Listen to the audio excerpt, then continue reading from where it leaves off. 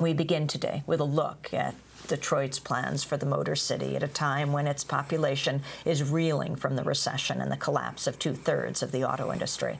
On Thursday, demolition crews began tearing down 3,000 buildings that the city has deemed dangerous. The city plans to use federal grants to demolish all 3,000 structures by the end of the year and tear down an estimated 10,000 buildings over the next 4 years. Detroit Mayor Dave Bing announced his plan to downsize Detroit at his first State of the City address last week. Tonight, I am unveiling a plan to demolish 3,000 dangerous residential structures this year and setting a goal of 10,000 by the end of this term.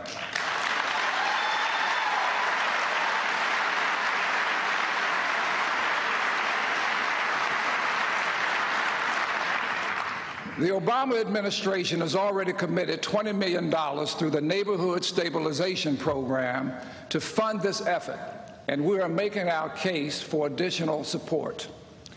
We are also going after owners and developers who neglect their property because they think it's the city's job to clean up their mess through board-ups or demolition.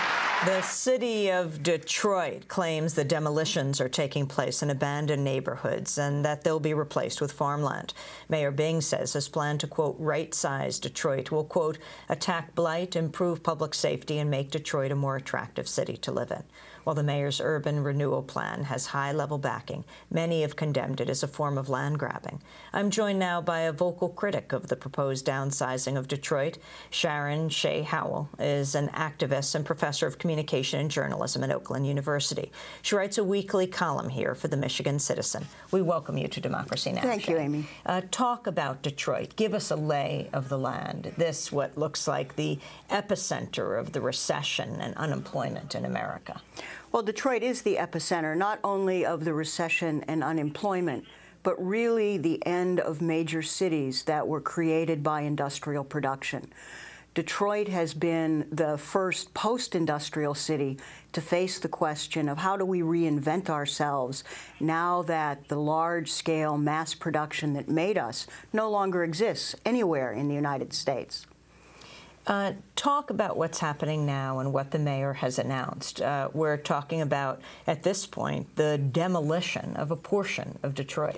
Yes, well, in some ways, what the mayor's talking about is nothing new.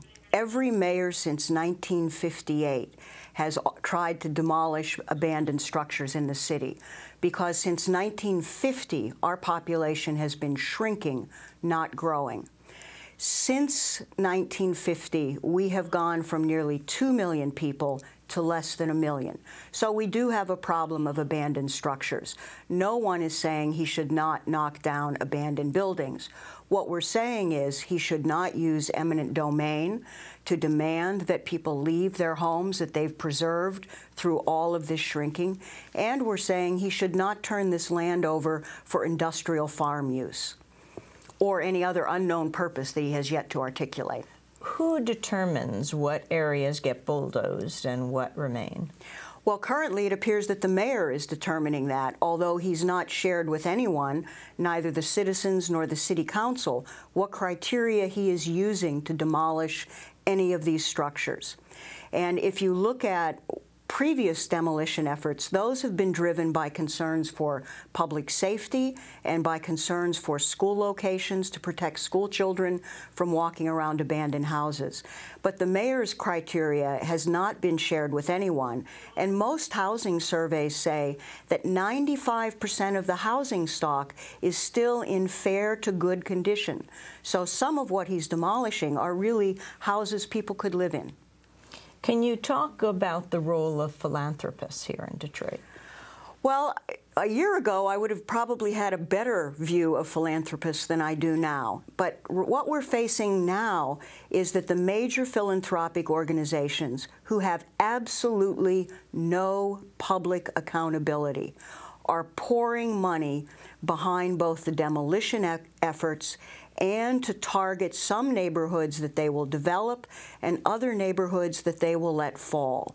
So our philanthropic organizations, without public accountability or any public discussion, are reshaping the face of the city on a vision they have not even bothered to share with the citizens. Oh, who are they? Who are these organizations? Well, some of it is Skillman, Kresge, Kellogg, and there are a couple of, they say there are 15 altogether, so I don't know all of them. But those are the three big ones. What about the community organizing that's going on? Who are the community leaders?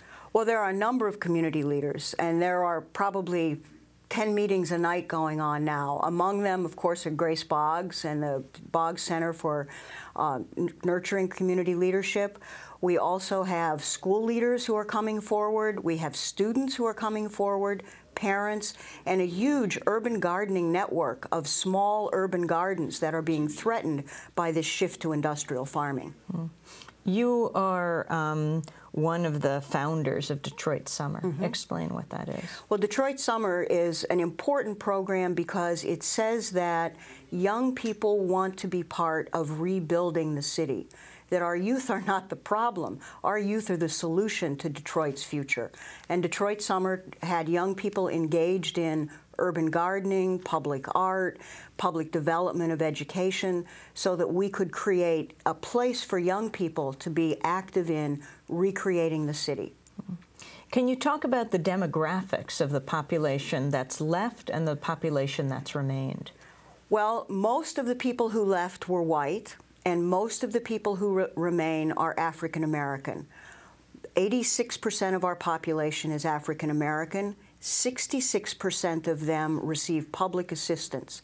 The single most important characteristic of Detroit, I think, is to remember that it is a city without resources. Most of our people earn less than $15,000 a year.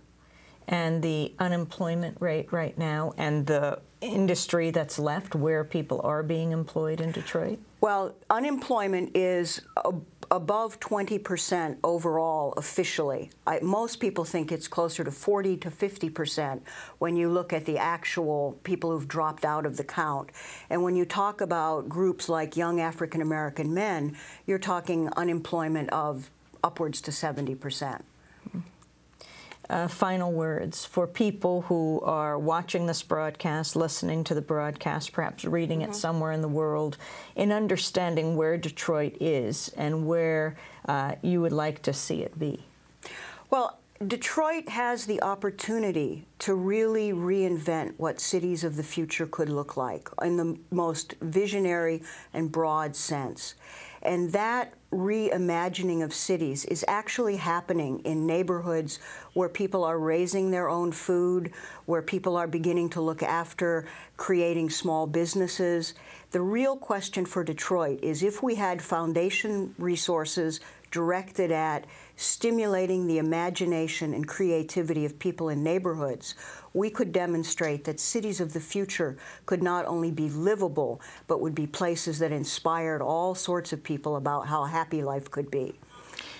Shay, I want to thank you very much for being with us. Sharon Howell is an activist and professor at Oakland University, a weekly columnist for the Michigan Citizen. We're broadcasting from Detroit, Michigan. We'll be back in a minute.